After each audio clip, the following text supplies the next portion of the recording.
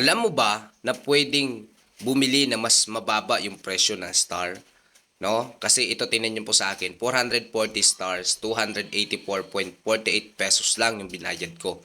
Kasi yung alam natin piso isa yung Star, 'di ba? So ngayon ituturo ko sa inyo kung papaano, 'di ba, kung papaano makukuha. So kasi kung ito yung nakikita natin, usually 'pag diyan tayo nag-buy directly sa mobile app, ay piso isa po talaga siya, 85 star, ₱85 din.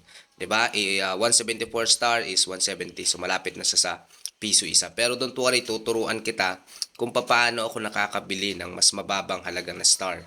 Okay? So mas maganda kung may computer ka, or kung wala, ito ituturo ko through cellphone na lang, no? Kahit cellphone lang yung gamit mo. Okay? So kailangan mo lang ilagin yung Facebook mo sa Google Chrome, and make sure na i-click mo yung desktop site. So saan ba makikita yung desktop site? Yan sa gilid. Okay, yan on, desktop site. Yung parang computer format na yung cellphone mo, kahit na cellphone ka lang pero parang computer yung format niya. Tapos hanapin mo yung sarili mong reels, or kahit anong reels na makita mo dyan na may star button. I-click mo lang yon.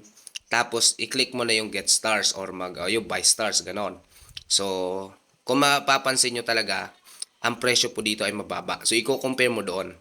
Ayan o, so yung 440 stars ko ay 284 lang. Hindi isa piso isa, di ba? So parang 0.64 lang siya. O, nag-a-average. So kailangan mo lang, ayan. So pag click mo yon, mare-redirect ka na doon. So i-link mo na yung payment method mo na gagamitin, no? PayPal or anong payment method yung gagamitin mo, 'di ba? Para mas mabilis lang siya. So ganoon lang siya kasimple, guys, napakadali lang, 'di ba? Napakadali lang gawin. 'Di ba? So ayan, ulitin ko lang. So kailangan naka-login ang iyong Facebook sa Google Chrome, at maghanap pa lang diyan ng star button kahit saan, and then makakabay stars ka na. Okay? Huwag mong kalimutan na i-desktop site, okay, ang iyong Facebook. Sige, pa-heart or react naman dito sa video natin para pag nakita ka dyan ng mga kapwa nating content creator, ay pwede nilang ma-follow sa total na nag-react. Kasi usually yung nagre-react naman dito is mga kapwa nating content creator, kasi nga stars ang usapan natin. Okay, so ganun lang siya kasimple, ha. Lagi pong tandaan na i-desktop site po ang iyong Facebook na pag-login dito sa Google Chrome. Pero kung ikaw naman na naka-laptop or computer, ay hindi mo na kailangan kasi desktop na yun siya. Okay? So, ito i-compute natin. 284, i-divide ko doon sa 440 stars na nakuha ko.